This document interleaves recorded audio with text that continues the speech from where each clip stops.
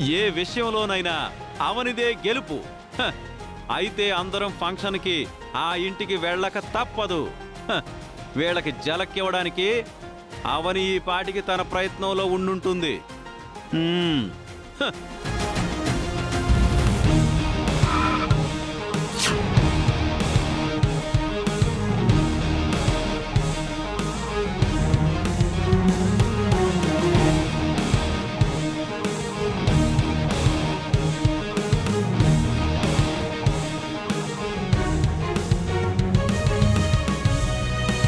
కూర్చోండి. Thank you. క్లియర్గా చదివి సంతకాలు చేయండి.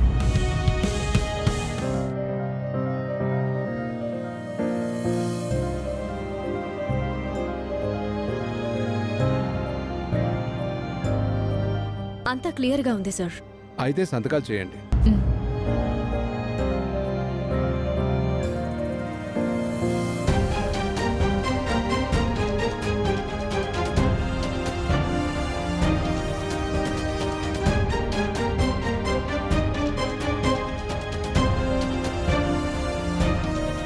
ఇక మిగిలింది నేను చూసుకుంటాను. మీరు బయలుదేరండి. మన ప్రయత్నం ఎంతవరకు వచ్చింది?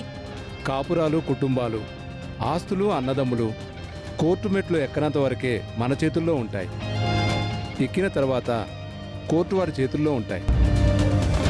ఆల్మోస్ట్ ఫైనల్ స్టేజ్కి చేరుకున్నాం. నా వ్యక్తిగత విషయం 4 గోడల మధ్య పరిష్కారం అయిపోతుందని అనుకున్నాను. కోర్టు వరకు తీసుకుని రావాల్సి వస్తుందని నేను కూడా అనుకోలేదు సార్. ఎలాగైనా సరే నాకు న్యాయం జరగాలి. మీ కుటుంబం పట్టించుకోకపోయినా మీరు మాత్రం ఎంతో కాలం నుంచి పోరాడుతూనే ఉన్నారు. మీరు గెలిస్తే అందరికీ మంచే జరుగుతుంది. మీరు ధైర్యంతో, నమ్మకంతో ఉండండి. త్వరలో ఫైనల్ హియరింగ్కి వస్తుంది. ఎలాగైనా సరే ఈ కేసుని మనమే గెలుస్తాం. ఈలోపు మీరు నేను చెప్పినట్టు చేయండి. ఏం చేయమంటారు?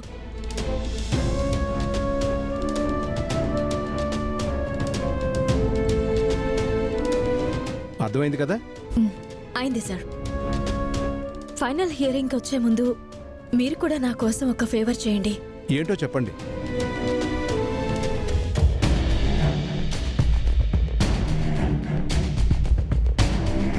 ఓకేనా సార్? వీలైనంత తొందరగా మీరు చెప్పినట్టు చేస్తాను. ఈ పోరాటంలో నాకు అలుపు రావడం లేదు. కానీ ఎంతకాలం ఇలా నా కథలో కామాలే కనబడుతున్నాయి. ఫుల్ స్టాప్ కనిపించడం లేదు. అది కేసుతోనైనా సాల్వ్ కావాలి లాయర్ గారు. ఒంటరి యోధురాలివై పట్టు వదలకుండా పోరాడుతున్నారు మీరు. మీ సహనం, మీ సంకల్పం, మీ మంచితనం మిమ్మల్ని తప్పకుండా గెలిపించి ఓ ఒడ్డుకు చేరుస్తాయి. మీ కథకు ముగింపునిస్తాయి. Thank you sir. ఇంక నేను బయలుదేరుతాను.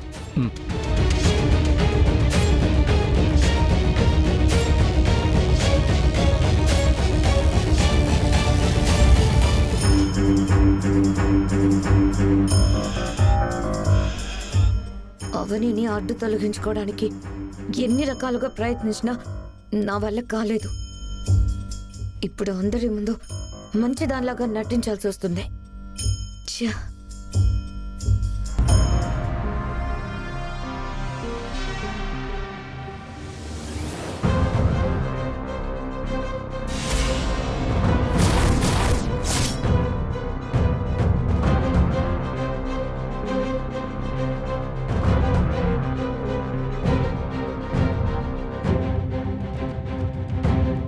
కమిన్ అవని. స్టేషన్ నుంచి ఎలా బయటకు వచ్చానా అని షాక్ అయ్యావా? బెయిల్ మీద వచ్చాను. ఏదో విధంగా నాకు పనిష్మెంట్ పడాలని ప్రయత్నం చేస్తున్నావు. నేను పూర్తిగా మారిపోయానంటే నువ్వు నమ్మడం లేదు. దేవుడు కరుణించినా పూజారి గారు కరుణించలేదు అని అదేదో సామెత చెప్పినట్టుంది నా పరిస్థితి.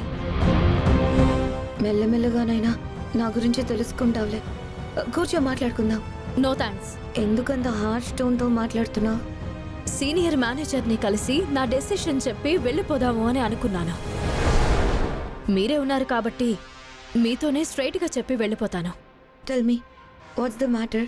ఒకే వరలో 2 కత్తులు ఉండలేవు అన్నట్టు ఒకే ఆఫీస్లో మన ఇద్దరము ఉండలేము. అందుకే నేను రిజైన్ చేస్తున్నాను.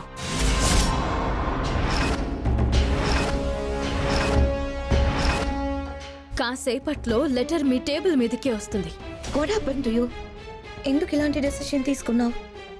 మన మధ్య చాలా గొడవలు జరిగాయి. ఇప్పుడు నువ్వు మారిపోయావు అంటే నేనెప్పటికీ నమ్మలేను.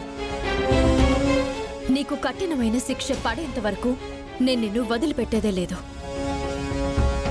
మీ ఆఫీసులో పనిచేస్తూ మీరిచ్చే జీతాన్ని తీసుకుంటూ మీరిచ్చిన ఫెసిలిటీస్ని వాడుకుంటూ మిమ్మల్ని ఇబ్బంది పెట్టే విధంగా ఎదురు తిరుగుతూనే ఉంటాను.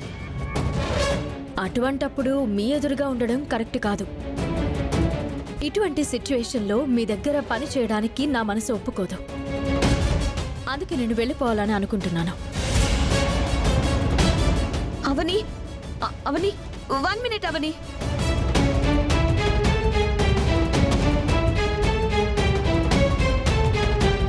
ఇదివరకు ఒకసారి నేను జాబ్ నుంచి తీసేయాలని అనుకున్నప్పుడు ఈ స్టాఫ్ అందరూ నీకు సపోర్ట్గా నిలబడ్డారు. ఈరోజు నీ అంతటి నువ్వు రిజైన్ చేసి వెళ్ళిపోతానని అనడంలో అర్థం లేదు. శ్రీకర్ విషయంలో మన మధ్య జరిగిన ఇష్యూస్ అందరికీ ఓపెన్ సీక్రెటే. Past is past. ఇక ఆ విషయాల గురించి వదిలే. నాకు ఇష్టం లేని చోట నేను కష్టంతో ఉండలేను. I'm sorry. నన్ను వదిలేయండి. నా రిజైన్ని యాక్సెప్ట్ చేయండి. 1 second అవని.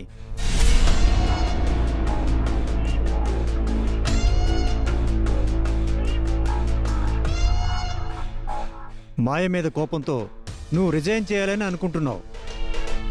బట్ నా కూతురు పూర్తిగా మారిపోయింది. మేము నమ్ముతున్నట్టుగా నువ్వు నమ్మలేకపోతున్నావు అంతే. నువ్వైతే జాబ్ రిజైన్ చేయడానికి వీల్లేదు. ఎందుకు సార్? 2 years అగ్రిమెంట్ ఉందని ఇది వరకు నువ్వే కదా నా ఆఫీస్ ముందు ధర్నా చేసావు.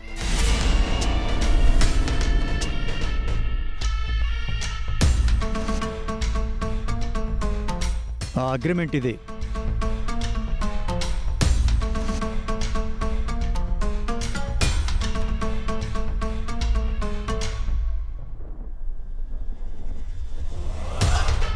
As per company rules and regulations 2 years term అయిపోయేంత వరకు మేము నేను టెర్మినేట్ చేయడానికి కానీ నువ్వు రిజైన్ చేయడానికి కానీ వీల్లేదు. ఆల్ ఆఫ్ సడన్గా మానేస్తే నువ్వు టేకప్ చేసిన ప్రాజెక్టుల పరిస్థితి ఏమవుతుంది? నీ అండర్లో వర్క్ చేస్తున్న టీంని ఎవరు గైడ్ చేస్తారు?